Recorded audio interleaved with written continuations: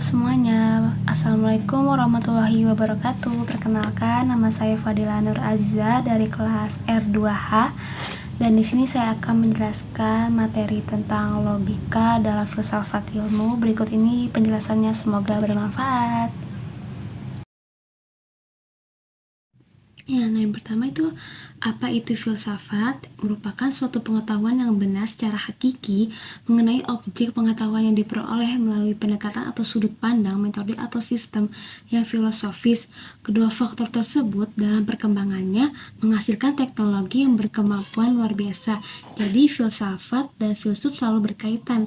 Filsafat itu sebuah proses berpikir, sedangkan filsuf adalah orang yang melakukannya. Filsafat juga diartikan sebagai suatu sikap seseorang yang sadar dan dewasa dalam memikirkan segala sesuatu secara mendalam dan ingin melihat dari segi yang luas dan menyeluruh dengan segala hubungan. Nah yang kedua itu, apa itu berpikir filsafat? Jadi orang yang berpikir filsafat cinta kebijaksanaan. Orang yang berpikir filsafat adalah orang yang memiliki pola berpikir tertata, jernih, dan meyakinkan.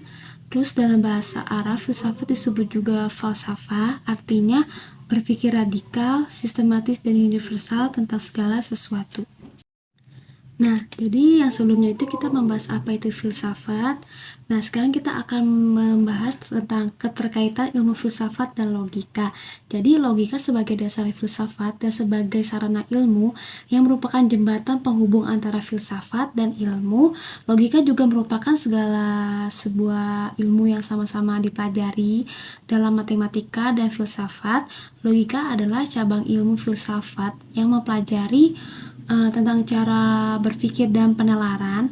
Logika juga mencoba untuk menguak tentang bagaimana pernyataan yang benar, bagaimana suatu argumen dianggap baik, dan bagaimana mendeteksi kekeliruan dalam penalaran. Nah, logika adalah merupakan proses berpikir yang membuahkan pengetahuan agar pengetahuan yang dihasilkan oleh penalaran mempunyai dasar kebenaran. Maka proses berpikir itu harus dilakukan melalui cara tertentu. Cara tertentu dalam proses berpikir untuk membuahkan pengetahuan yang benar tersebut disebut dengan logika. Nah, jadi logika itu seperti itu. Adapun fungsi-fungsi dari logika, yang pertama itu ada untuk berpikir rasional, kritis, tertib, metodis, dan koheren. Nah, yang kedua itu ada meningkatkan kemampuan berpikir abstrak, cermat, dan objektif. Nah, yang ketiga itu menambah kecerdasan, meningkatkan ketajaman dan kemandirian berpikir, dan yang terakhir cinta ilmu pengetahuan dan menghindari kekeliruan serta kesehatan.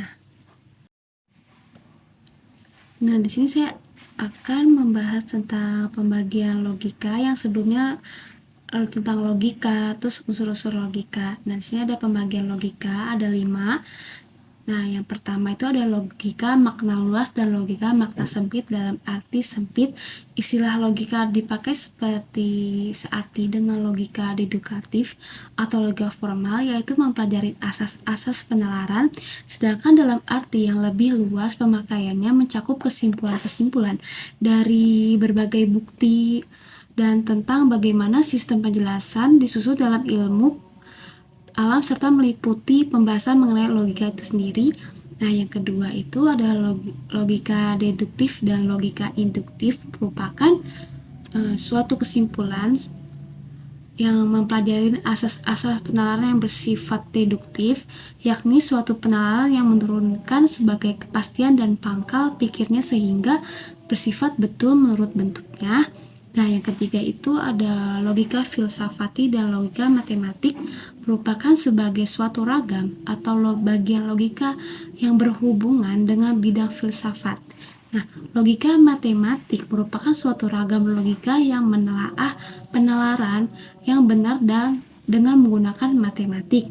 Nah, yang keempat, logika murni dan logika terapan merupakan suatu pengetahuan mengenai asas dan aturan logika yang berlaku umum pada segi dan bagian dari pernyataan-pernyataan dengan tanya mempersoalkan arti khusus dalam sebuah cabang ilmu dan istilah yang dipakai. Dan yang terakhir itu yang kelima, yaitu logika formal dan logika material merupakan aturan atau hukum yang berpikir harus ditaati agar orang dapat berpikir dengan benar dan mencapai kebenaran. Logika material ini mempelajari langsung pekerjaan akal serta menilai hasil logika formal dan mengujinya kenyataannya praktis yang sesungguhnya. Jadi itu tentang penjelasan tentang pembagian logika. Kita lanjut ke manfaat logika. Manfaat logika ini ada 4. Yang pertama itu adalah logika membantu manusia berpikir lurus, efisien, tepat, dan teratur untuk mendapatkan kebenaran dan menghindari keliruan. Nah, yang kedua ini ada kemampuan berpikir secara abstrak, cermat, dan objektif, menambah kecerdasan dan meningkatkan kemampuan berpikir secara tajam dan mandiri. Dan yang terakhir itu ada meningkatkan cinta akan kebenaran dan menghindari kekeliruan serta kesesatan. Nah, jadi masuk ke materi yang terakhir itu ada filsafat diperlukan logika untuk dapat berpikir logis. Jadi filsafat dimaknai sebagai jalan dalam mengarahkan manusia agar dapat hidup dan mengisi kehidupan ini dengan baik dan bisa menyebarkan nilai-nilai kebaikan kepada manusia lainnya. Jadi filsafat tidak hanya berbicara pada tataran mencari kebenaran terhadap sesuatu saja, melainkan juga sebagai jalan kebenaran dalam berpikir atau logika, mencari sesuatu kebenaran atau metafisika, dan bagaimana berpikir dengan baik atau etika di dalam kehidupan ini. Jadi strategi hidup yang diajarkan filsafat adalah dengan ilmu pengetahuan, manusia bisa menyesuaikan diri dengan lingkungannya dan dari dirinya sendiri setelah mereka mengetahui keadaan alam sekitarnya. Demikian kiranya yang bisa saya sampaikan, kurang lebihnya saya mohon maaf jika ada kata yang terucap, dan atas perhatiannya saya ucapkan terima kasih yang sebesar-besarnya. Akhir kata saya ucapkan wassalamualaikum warahmatullahi wabarakatuh. Terima kasih.